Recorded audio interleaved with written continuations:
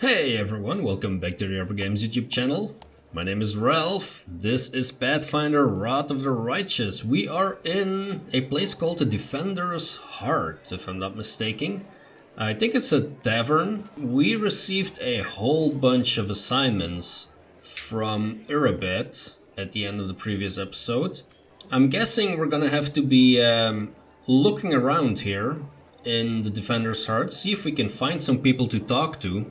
This might be a bit of a talking episode, trying to get up to date with the story that's going on. You've received the item ring that no one in your party was able to identify. To learn the properties of a magic item, you need to identify it. Once the item is added to your inventory, the character with the highest Knowledge Arcana skill will make a Knowledge Arcana skill check.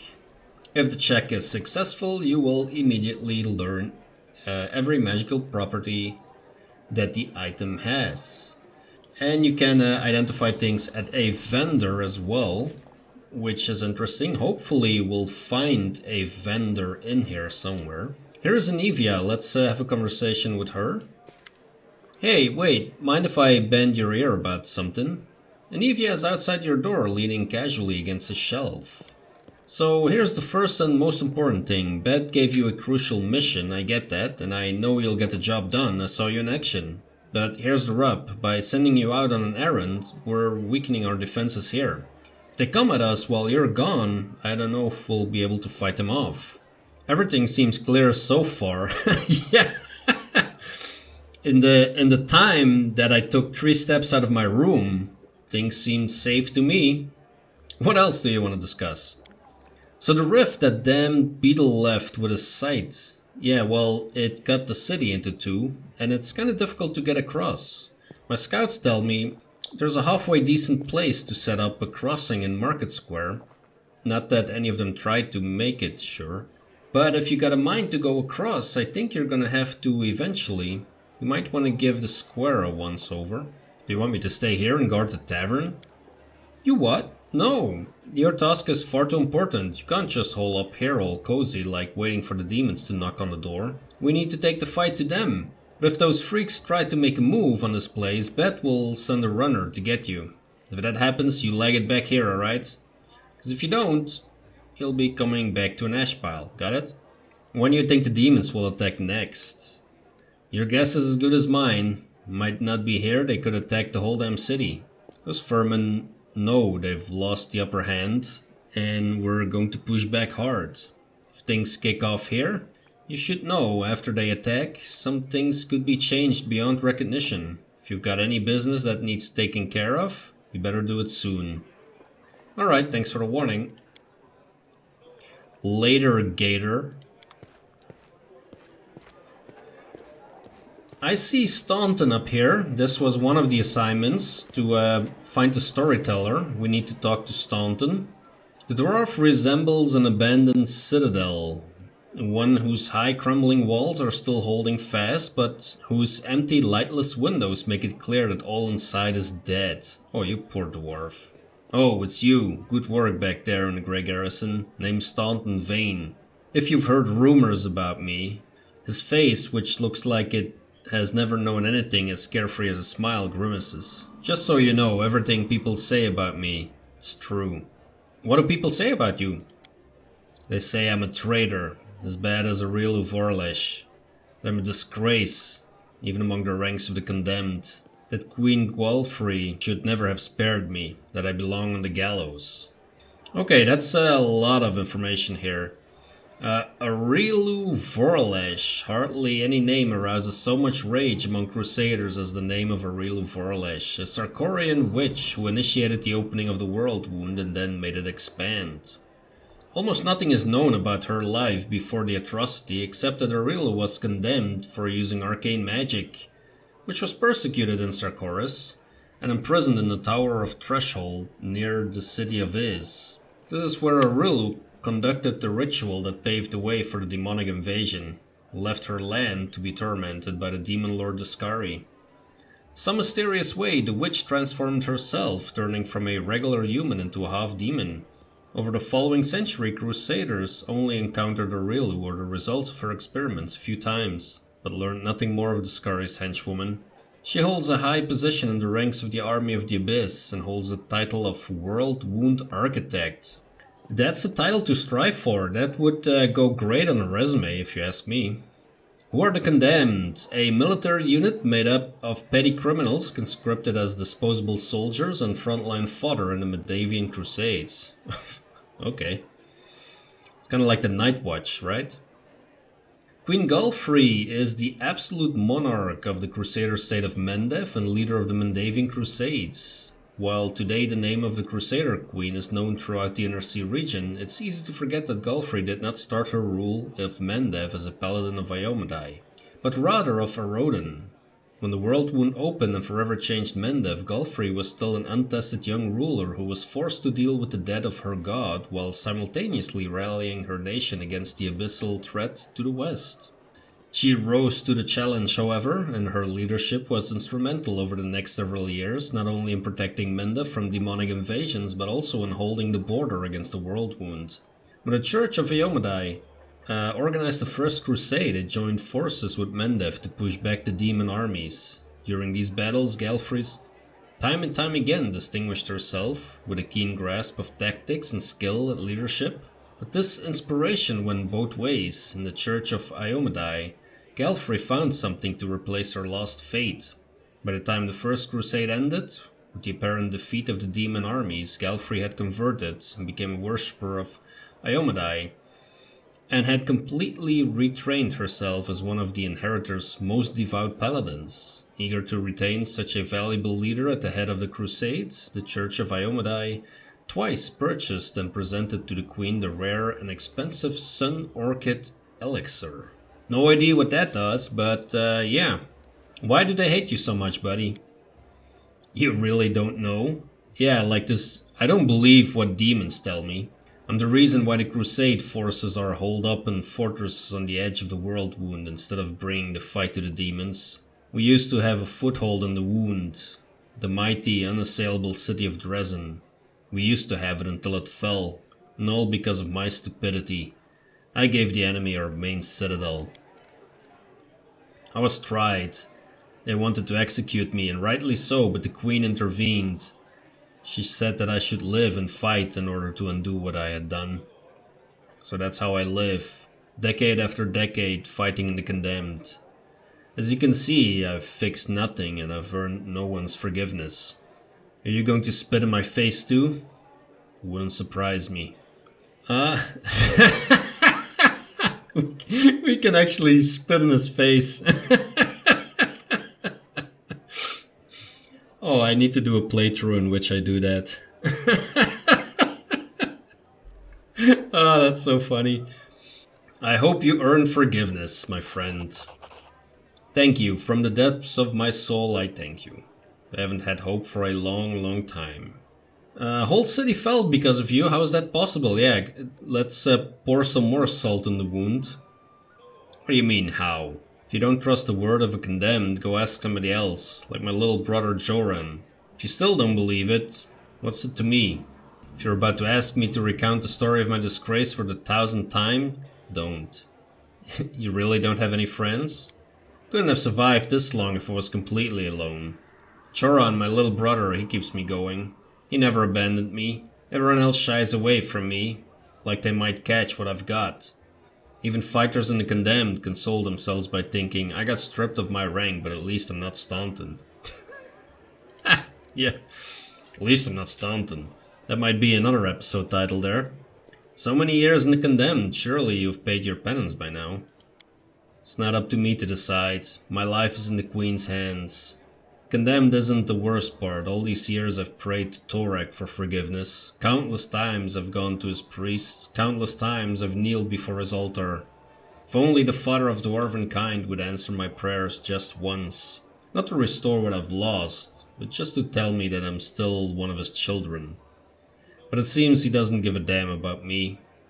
What can I expect from mere mortals when my own god doesn't think I deserve redemption?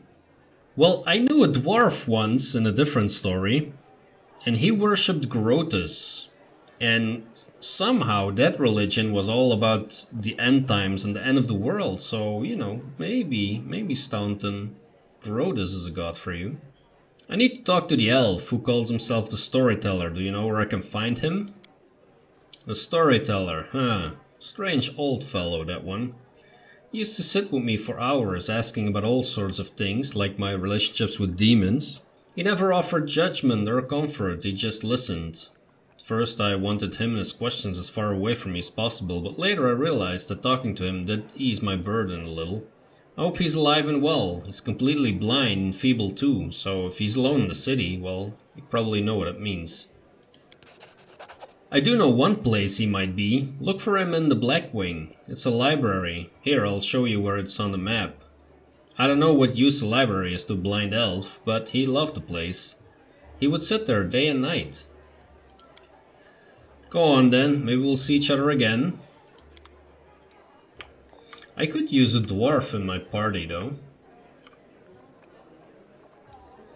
Who else do we got? We got a crusader here. A crusader with a tail. Camellia. Camellia looks you over pensively, toying with the snake-shaped bone amulet that dangles from her pale neck. Noticing your glance, she flashes you a cold, barely dare smile. Greetings. Seems for a moment that the girl wants to say something else, but the pause grows too long and she slips back into cautious silence. Tell me about yourself, Camellia. You want to know more about me than you already do? Why? Talk to the spirits of this tormented land and they guide me in battle. I'll help you fight the demons and swear that you can rely on me in this matter. Isn't that sufficient? Where did you learn to wield a rapier so well? I had a good teacher. Although they don't get all the credit, I'm a most diligent student. A very confident one at that. Your amulet is quite unusual. Where do you get it? Ah, my little trinket. It's so nice of you to notice. But I assure you, this amulet is nothing but a bauble. Can a lady not be drawn to beautiful, useless things? Anyway, as much as I enjoy our delightful conversations, the spirits are calling me and I must respond. Please excuse me. I wasn't done talking to you yet. Your speech tells me you are of noble birth. Camellia laughs her practiced musical laugh as she watches you from under her lowered lashes. You're most insightful. A quine quality to have. Camelia's laughter ends and unspoken words hang in the silence. Oh, is this one of the romance options here? Forgive me if my questions disturb you. I couldn't resist such a noble and beautiful lady. I will stop bothering you immediately if talking to me upsets you. Not at all. Our conversation is an exquisite delight. Camellia affords you a brief friendly smile in appreciation of your manners. Oh, look at that. Let's talk later. Camellia, dearest. Horgus, yes, that's another assignment that we have. We needed to bring him. Oh, right, he's gonna pay us 2,000 gold, right? Yep, there it is. Here, take this. Yes, it's 2,000 coins. Take your payment and remember that Horgus Gwerm always keeps his word. He's like a Lannister in a way.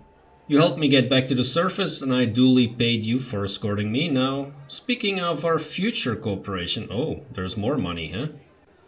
I have a job that would be perfect for someone like you. Naturally, I'll pay generously for your services. What do you mean with a job for someone like me? Someone with a wound that opens up and exudes radiance? For an adventurer ready to sell their soul for booze and then lie down drunk in the gutter. Or do you think you're somehow different? Traveling knight, perhaps, noble of heart, but without a coin to your name. I think I actually have 2,000 coins to my name, buddy. You seem reliable enough ally to me. And you did get me out of those mongrel caves, so why should I care what you do with my money once you've got it? I succeeded at a perception check. Okay, Horgus seems like one of those people who think the entire world owes them something. However, you hear notes of hysteria beneath his smug arrogance. It's as though he's really quite nervous, but taking great pains to conceal it. Noble bird doesn't give you the right to behave badly. I would ask that you refrain from such statements in the future. Oh man, I'm going total paladin here. Oh really, how impudent. No one dares tell Horgus Gwerm how to address the rabble. Okay, so what's the job, dude?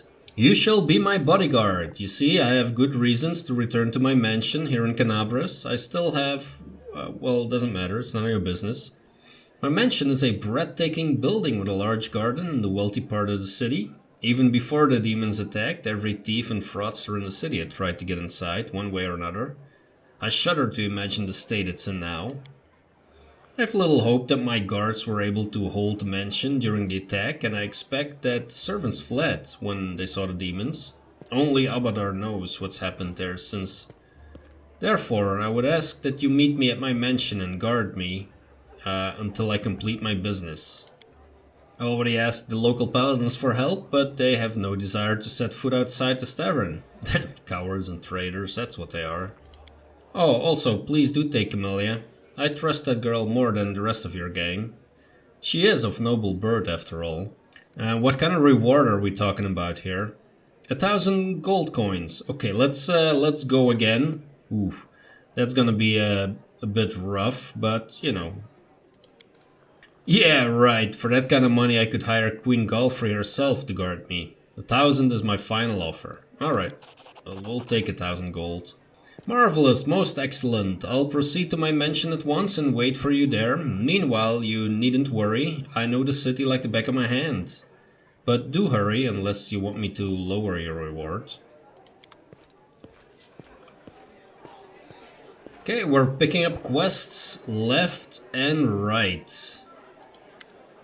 Gemyl Hawkes, a strange figure, towers over the bar, a huge, ungainly man with skin so milky white that his blue veins are visible even from a distance.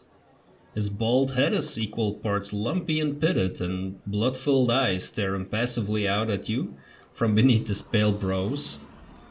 The glass in the albino's large, clumsy hands looks dangerously delicate, as if one twitch of those calloused fingers would be enough to crush it. Gold medallion engraved with a tankard gleams around his neck. What'll it be? That medallion you're wearing. That's a sacred symbol, isn't it? Are you a cleric of Kaiden Kalian?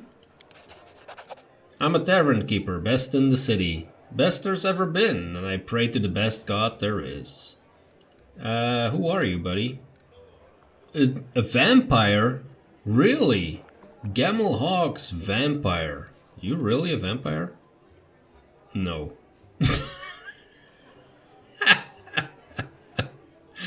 Okay then. How did you end up in this Crusader city? How did anyone end up here? How did you or them? With a huge hand, the tavern keeper gestures at the ragtag group assembled in the room. The world is big, but still there isn't a place for everyone. People who no longer have a life anywhere else, they end up here. Any places worth visiting? If you mean places that normal people usually stay well away from, then there are plenty, like the Pataxian wine cellar. Gemyl pauses for effect, like the name of the place alone should make you quiver in fear. Patax is a place that I used to own in Kingmaker. Patax's origins lie with brigands from their neighbor to the north, Brevoy, who sought sanctuary amid the forests of the River Kingdoms. A band of vicious thieves made a hideout in a riverside hamlet known as Patax. As they visited there year after year, their ill-gotten gold slowly transformed Patax into something considerably larger than a simple, sleepy fishing village. Eventually, the bandits settled in Patax permanently, building walls around the village, hiring sellswords to help defend against their enemies, and crowning themselves kings in a newfound realm. With this, Patax became a permanent fixture of the River Kingdoms, able to survive and thrive for nearly 4 centuries, while others around it withered and decayed. It once belonged to a Pataxian trading house, then King Erevedi came to power in Patax and property started changing hands. Soon after, the seller's shop assistant was found in a ditch. Not all of them, just his head. Okay. Numerian gangsters had taken possession of the place. They wanted to sell something stronger than wine in the streets, and they ended up on the gallows. Then King Erevedi's number was up. So now the store stands empty and unclaimed. People say that a headless ghost wanders the place at night, moaning ghoulishly. Ooh. Alright, so we have something else revealed on the map here. After coming to his end of the story, usually long by his standards, Tavern Keeper takes a swig from his tankard. Just don't ask me how he makes any noise with no head. I wasn't there. I just tell you like I heard it. What's news from the city besides the demons?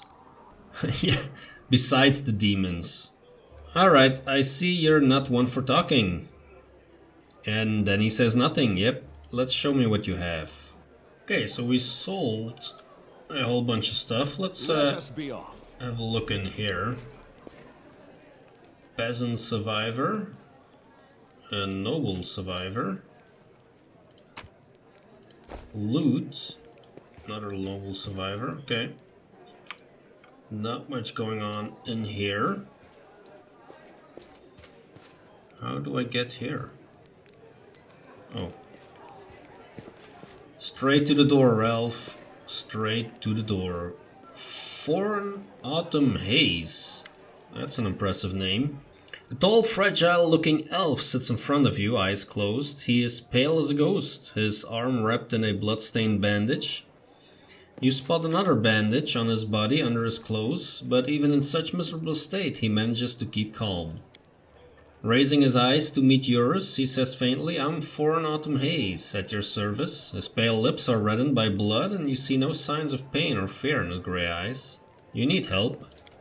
After giving you a cold and tense look, he shakes his head. "Do not trouble yourself on my behalf. A local healer tended to me.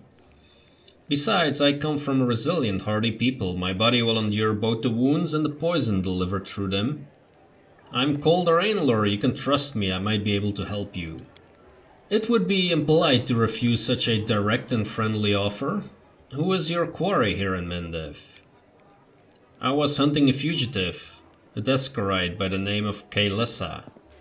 It pains me to admit that there are heinous malefactors such as her among my noble kind. I managed to catch up to her in Kenabres and I wounded her. Then demons appeared and the city was engulfed in flames. I was injured in the battle that ensued and couldn't free her soul from its service to our dark masters. I'm sorry for your misfortune. I hope things will turn out differently next time. There's no need for pity. Our ancient kind is blessed with great longevity. We gain a deeper understanding of the world and other races, and we learn our lessons better than anyone. That goes for learning from our mistakes as well. I survived, which means I will be more prepared when next we meet. I'd like to know a bit more about you. I won't hold anything back, not who I am, why I made my way here, or who it is that I'm pursuing. Other people tend to believe that identity is the sum of a person's actions and the events that happen to them.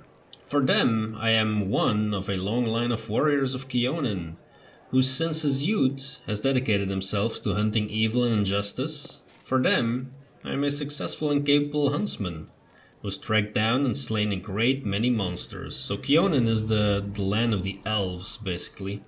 It was almost completely evacuated by the elves just before the fall of the Starstone.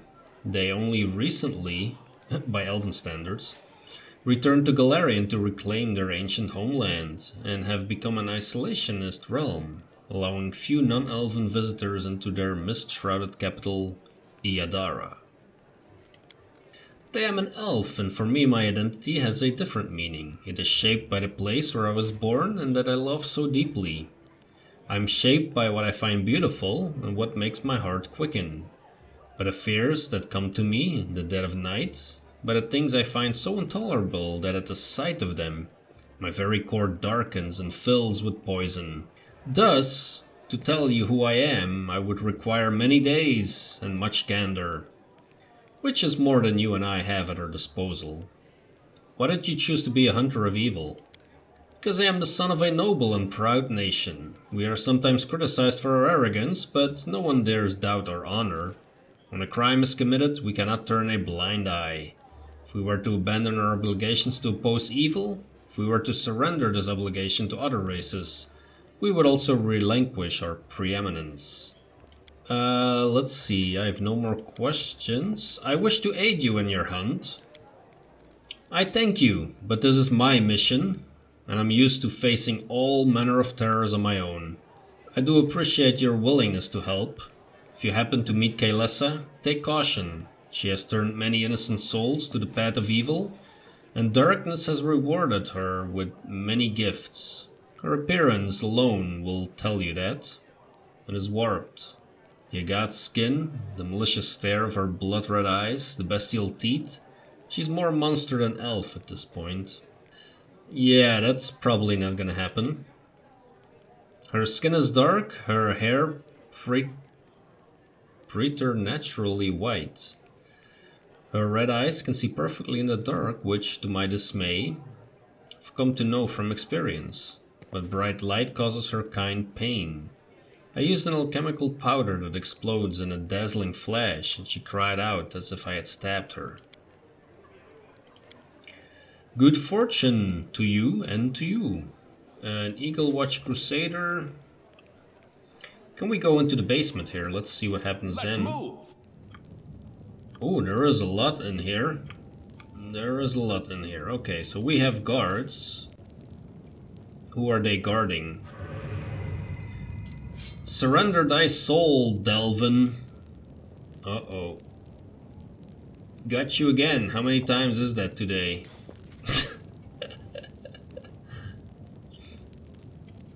Easy there, chief, don't hit me. Okay, so we have someone who's making fun of the guards.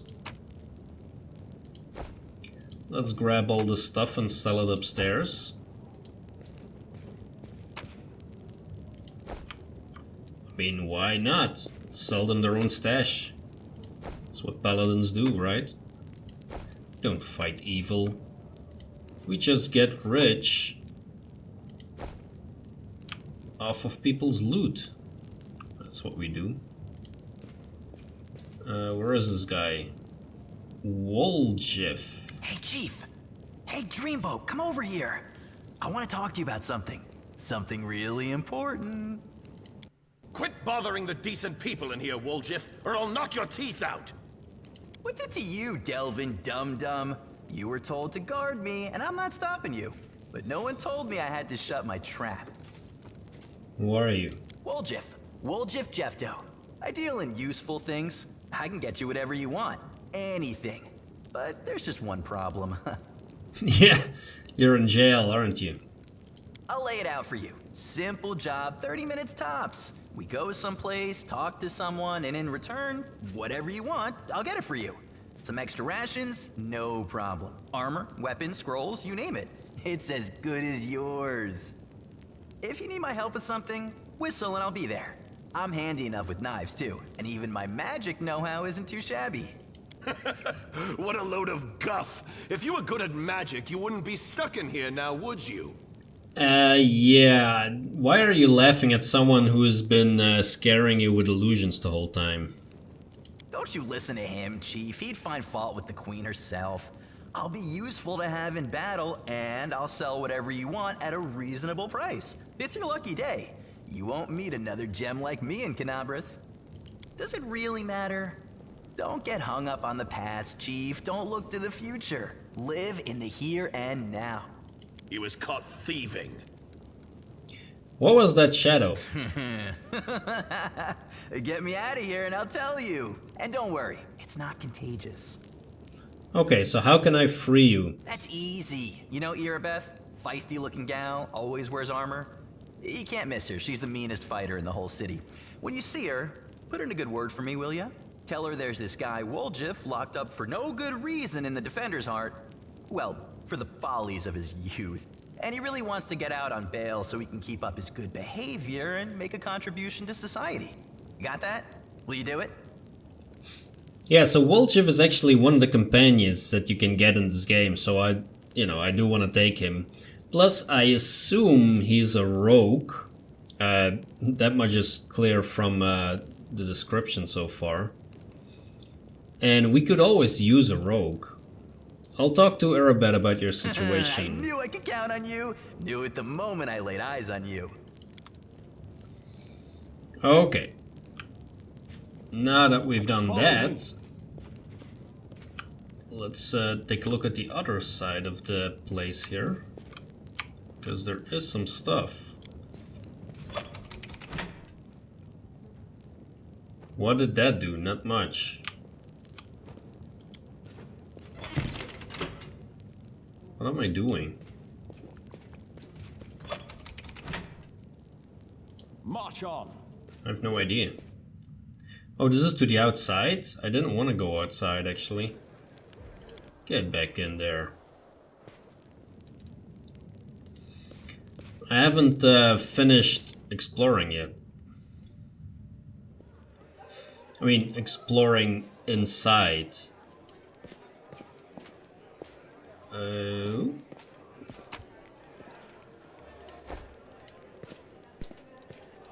see, this guy, I didn't see him. Jernaugh.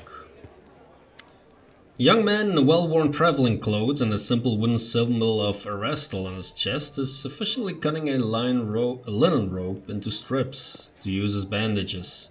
Despite his visible exhaustion, he works with zeal, singing some tune about red braids and ripe sheaves of wheat under his breath. He raises his warm, chestnut-colored eyes to you. You won the Crusaders, thank you for defending those of us whose talents lie off the battlefield. I'm Jernaugh, servant of Erastil, pleased to meet you. What are you doing? I only took my holy orders recently, so my god has only bestowed a little of his powers upon me as yet. I'm sorry to say that the number of wounded fighters in this tavern is far beyond my power to heal.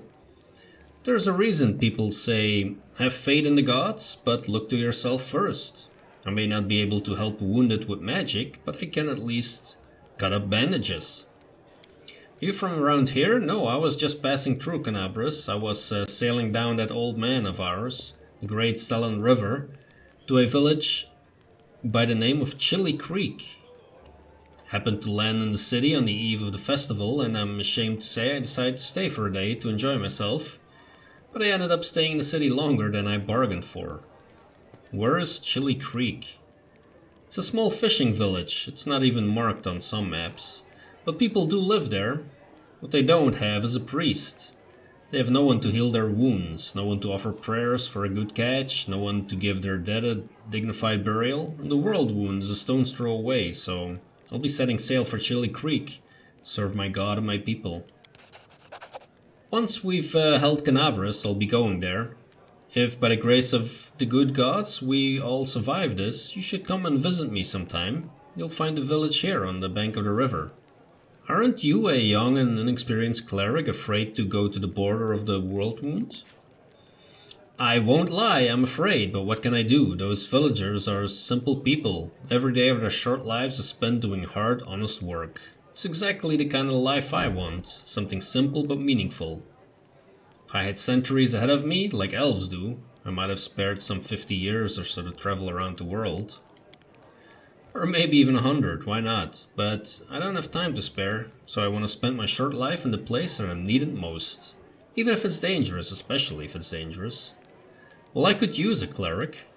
Erastil knows I'd be glad to help you, but it's no use. My spells are depleted and I have no training in potions or scrolls. See this rope I'm cutting for the bandages? It's the second to last one.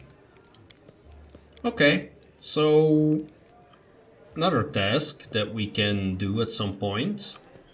Let's go back to our vampire friend here and sell some more stuff. Onwards.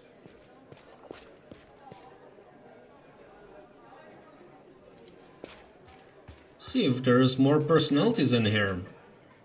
We've spoken to a lot of them already. These are survivors. Here is more personalities. Kiado. And Vissaliy Rathimus. Oh, here's a merchant. Stout old man with a fuzzy grey beard mumbles a prayer. He looks as tired as everyone else in the tavern, but determination is stamped upon his haggard face. What can I do for you? Who are you, buddy? I'm the rector of the local temple of Abadar. Temple is gone, though, and if we snooze here for much longer, the city will be lost as well. Who's that boy? This one? Kiado the shepherd, my apprentice. He's a smart boy and his faith is strong. He serves Erastil, though. But there's still something he can learn from an old servant of Abadar. He'll be a great cleric when he gets a little older. What kind of help can I expect from you? Well, first I sell scrolls, I have a lot of them. Something for every emergency. Second, while you're here in the tavern, I can read one for you. Guaranteed, no surprises. You better not go into the city without a cleric. I won't be going there myself, I'm too old, but my powers are needed here. Okay, so he's selling mainly scrolls and a bunch of magical items. There's also potion kits now, so you can do your own alchemy and things like that. And scroll kits, so you can write your own scrolls. In Dara Pink Eye... Let's speak to Lann for a moment. Here for a chat? I've been waiting for you to come and see what strange beast you've taken into your party. Yeah, I'd like to know more about you, Lann. Let me guess, your first question is, can you wear a hat with your one horn, am I right? You speak common much better than the rest of your tribe. Funnily enough, common isn't all that common underground, but your observation is correct. I used to live on the surface with my parents for a while. I had a chance to learn a couple things. Language and the fact that every peasant who sees me screams demon and runs away. Yeah. I don't want to judge based on your appearance, but I could see that happening, yes. I don't know if you're interested, but my mom wasn't from an underground tribe. She was a smuggler, the kind that used the dungeons of Kenabres to secretly move and store goods. One time, two gangs couldn't agree on how to share a prime cut, got into a fight, and the winners threw the losers down a hole, dead and living alike. My dad went to check if the corpses had anything useful on them, and he found a girl from the surface, barely clinging to life. Incredible feelings sparked between them. Or maybe the girl just liked men with scaly and a cat nose. That might be it. That's what I hear from women. They like men with scales and a cat nose. That's why I'm single, people. That's it. That must be it. One way or another, he got her back on her feet and later even left his home caves. She left her smuggling behind and they began an honest life together. That's a delightful story of how Lann came into this world. The next chapter, however. My family and I never stayed in one place for long. We lived sometimes on the surface, sometimes underground. We couldn't find a place to call home. Living in the caves was hard on my mom. And my dad's appearance raised too many questions in Mendev. They were at war against the demons, after all. In the end, my parents decided to stop making each other miserable and separated. My father and I returned to our tribe. I think peasant screaming demon had something to do with it. Or maybe Dad just couldn't stand life without rat-tail soup. I wouldn't rule out the possibility. Did you come with me so you could see the surface again? No, it wasn't that. I just don't have much patience for certain types of creatures. Demons, I mean. If you want to destroy Kenabres, I'll be on the side of people they're attacking. Lann, you're my companion. Companions should trust each other. I'm counting on you to give me an honest answer. No excuses. Guess you're right. Shouldn't have been so evasive. It's just that some things are hard to talk about. My family, for example. My bird, hell take me, turned out to be a great misfortune for my parents. All because I'm relatively healthy. I'm the best thing that can come from a marriage between a cave-dwelling mongrel and anyone from the surface. A healthy child with the right number of hands and feet, no apparent defects, no missing organs or other problems. They saw hope in me, so risked having more children. They thought it would somehow be alright. Could have had 4 brothers. The first was born 2 years after me and died 3 years later. He didn't have a nose, nothing even remotely resembling one. He could only breathe through his mouth. Mom and Dad were afraid to take their eyes off him, for fear he'd choke and suffocate on something. But in the end, it was his weak heart that killed him. Then there was another pregnancy, and birds. I pretended I was sleeping, but snuck out of my bedroom and listened under the door. All those hours was very strange, but I never heard the newborn screaming. Mom moaning, yes. The priest praying. Then I dared to open the door a little and looked inside. The priest stood there, very pale. One of them was holding something, a small object that fit in his palm. He asked, "Do you know what this is?" The other said, "Think it's a head." Oh, Jesus. Yeah, go on. Let's pour more salt into wounds. I'm good at that. Turned out that this time Mom was expecting triplets. The first of the babies was born in pieces, and the other two didn't live long enough to draw their first breath. But 3 weeks later, my father took me to the caves. He didn't want to leave. Could see it on his face, but I think my mom and he decided together. The curse my people have carried since the first crusade stood between them. Not to mention the 4 dead babies. And old age was rapidly taking its toll on my father.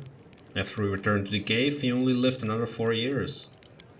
So if you're asking me why I decided to go up with you to the surface and join the Crusaders, well, the answer is I've always wanted to.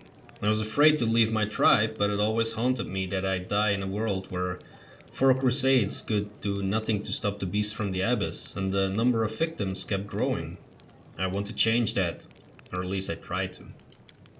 And if changing things is too much to ask, then at least I'll get a little revenge. The ones who are behind the world wound owe me a great debt.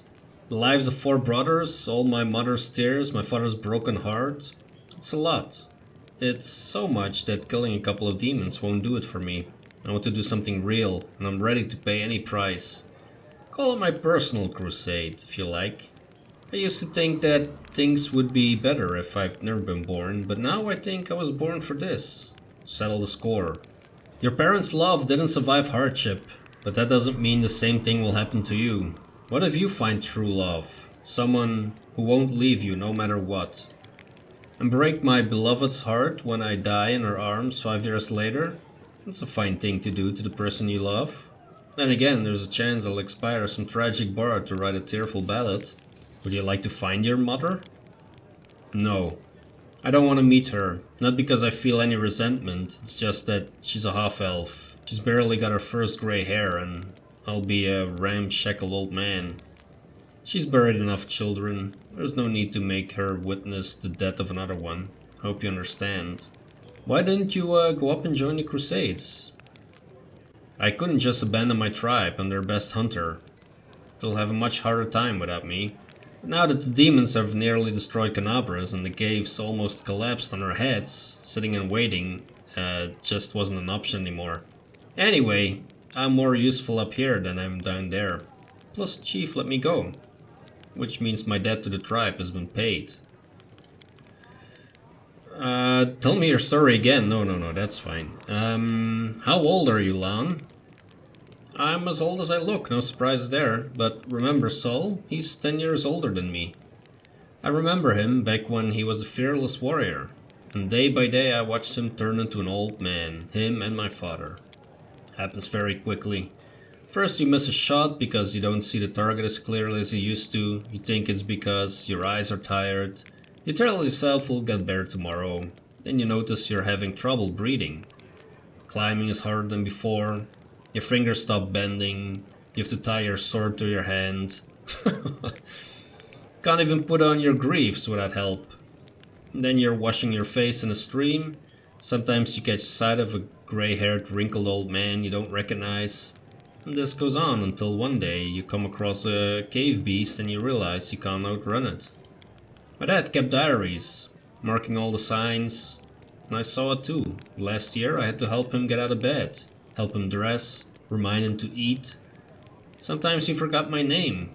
I told him that we should have stayed on the surface and he joked that dodging goddess was behavior unworthy of a crusader. He meant Pharasma. Pharasma is the god of death, by the way, for people who are not familiar with that.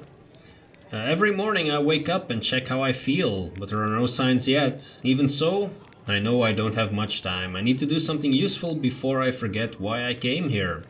Let's talk about Wenduag. Are you sure? Alright. Let's talk about that connection. She made you a man, right? Where do I start? We grew up together, trained together. She was a chief's daughter. She was groomed to be the best all her life. Then I came along. We were rivals, but we dragged each other out of the tight spots too.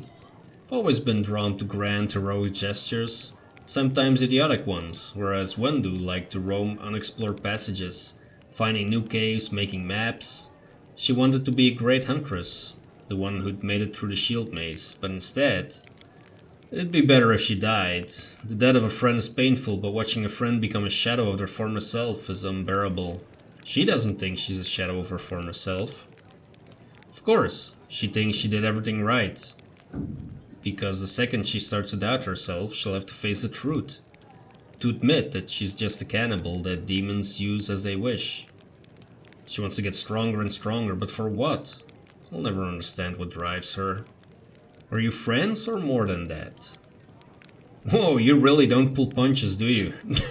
No, I'm not Cauldar the punch puller, that's for sure. There was a time when I asked myself the same question. Wendoak knew me better than anyone. She understood me better than anyone. She was the first girl I ever, But we never loved each other. Maybe I could have grown to love her, but it always seemed like she never understood what love was. Maybe she just wasn't capable of those kind of feelings. So can you wear a hat with one horn? I sure can, but certain designs don't suit me too well. Damn, there is a lot of information here. What do you think of life on the surface? As far as living condition, the surface is definitely a better place to be. It's easier to get good food and water, not to mention build a house, even grow a few things. In older, well-established settlements, you don't have to deal with anything scarier than rats, maybe foxes stealing chickens. As for the kind of lives you have, I heard a story about demon worshippers abducting a whole family and sacrificing them one by one while others watched. There were some brave crusader knights nearby and they killed the villains and saved everyone. And I heard another story. A young blacksmith lost his arm in a fire, couldn't work to feed his wife and baby. They tried their best and lived from hand to mouth, but they were still destitute. In the end, the desperate blacksmith robbed a traveler one night on the road. There were some brave crusader knights nearby and they caught the robber and threw him in prison. Not long after, his wife smothered their baby and hanged herself. Damn. Up here, the same person can proudly say he's protecting the innocent from demons, and then look the other way while the same innocent starves just because they were born into a poor family. Queen Galfrey prolongs her life with sun orchid elixirs that cost enough to feed an entire city. Back in our caves, everyone is equally poor, and if one person starves, the whole tribe starves. We don't abandon our own in times of trouble. That's the power of a tribe. The laws on the surface are made so that some get everything and others get nothing. I might just be a naive fool from the caves, but I don't understand how it's possible to have so much more and share so much less. Anyway, look who I'm talking to. You must know life on the surface is much better than I do. I'd never leave a needy person in trouble. I've been given more than most, which means I'm now more able to help others. A fitting reply. Don't take my words as a reproach. I like grumbling as much as cracking jokes. Tell me something about your people, Lann. What would you like to know? Well, you're the only member of the Needholm tribe to call your people mongrels. Why is that? Because all of Galarian calls us that? I don't see the point of all this hemming and hawing over what we're called. Anyone who finds it offensive or takes issue with it can lead the charge against the name. No one's stopping them, but personally, I'm not going to pick a fight over something as unimportant as a name. Do the mongrel tribes fight each other? There were some skirmishes, and I've been forced to kill my kinfolk before too. Fights most often break out over foods. We have laws in the caves, written and unwritten rules that we follow. We respect one another's rights to live, but hunger, it can push a person over the edge. I've never, you can count on that, stolen someone else's kill. But I can understand those of my kin who tried. To hear your kids begging for food and not be able to feed them, it's terrifying. Do you have a way to tell day and night, as you cannot see the sun? Every Mongol settlement has a big gong, which we treat like a relic. The gong keeper hits it twice a day to mark the beginning and the end. But this custom doesn't keep time very precisely. Every Mongol child has snuck up to the gong to strike it at the wrong time at least once, just out of pure mischief. Nothing could keep me away from it, not even the fact that I only have one ear, which means it would take double the punishment once I was caught. So sometimes the wrong strikes get mixed in with the right ones, and the tribe can find itself jumping up to greet the morning in the middle of the night. Yeah, that's something I would do for sure if I would be in, you know, underground tribe and that things like that. Yep. Are you really the descendants of the first Crusaders? More like demon spawn, aren't we? Sad but true. Without the demons, there would be no mongrels. It's the magic of the world wound that affected our ancestors and made their children the way we are. Like most in our tribe, Chief Sol fancies himself a descendant of the underground Crusaders. The ones our heroic ancestors left to guard the caves. I don't know if it's true or not. That angel came to our caves for a reason. Maybe he remembered us. Those were evil and dangerous times after the First Crusade. Hundreds of Crusaders began having children, and their babies were born with fangs and horns and warts that covered half their face. People didn't like the new look. Yeah, no shit. The Inquisitors sure didn't. So our ancestors fled persecution and made a home for themselves down there, under the ground. They probably intended to find a cure for their children and hoped to return in time, but never happened. Instead, the World Wound's terrible legacy was passed down from generation to generation. Mongrel parents can only guess what their child will look like. Each of us is born with a new mutation. Many mutations are fatal. Down in the caves, we usually don't congratulate the family for the birth of a child until they turn at least 3. Most don't even get a name before that. There's no point. It's been a long time since the First Crusade. Why do you know so little about your ancestors? Our lives are much shorter than most uplanders. Up here, only a few generations passed. Many still live who remember old Sarkoris. As it stood untouched by the demons. Queen Galfrey, for example. But where we live, mongrels start getting old much earlier than humans, much faster and with more devastating consequences. Few live past 40, and fewer still live long enough to die of old age. Hunger, disease, monsters from the deep. More effective killers than time. So for us, the story of the First Crusade is a legend that happened generations ago. There are no living witnesses. We have a tale of the wise and great ancestors who left us to stand guard in the catacombs. But in reality, I suspect they were desperate wretches who couldn't figure out how to dispel the demonic plague, and who were abandoned by their own kind. So what's it like living down there? Imagine that in the entire world there's only a few hundreds like you. Not an inch of fertile ground anywhere. Nor to grow grain for bread, or cotton, linen for cloth. Your neighbors are beasts who want to eat you, or parasites who want to infect you with their larvae, and then eat you. And it's not that bad, because you can try to eat most of the things that are trying to eat you. Sometimes at the risk of getting poisoned, sometimes with almost no risk at all. In the worst years, there's not a single living thing anywhere to be found, predator or prey. That's when you eat mushroom soup. I'd say 3 times a day, but there was barely enough for once every 3 days. Life underground has its upsides, pun intended. There's no risk of losing the roof over your head.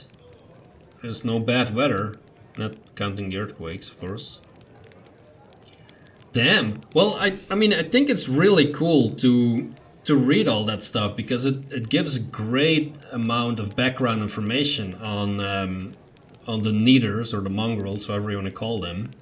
You said you were prepared to risk your life to do something meaningful. What exactly did you mean by that? To invent a new salad and have it named after me. Truth be told, I don't know. Would be much easier if all I really wanted was to kill demons, then a few more demons, then more demons after that.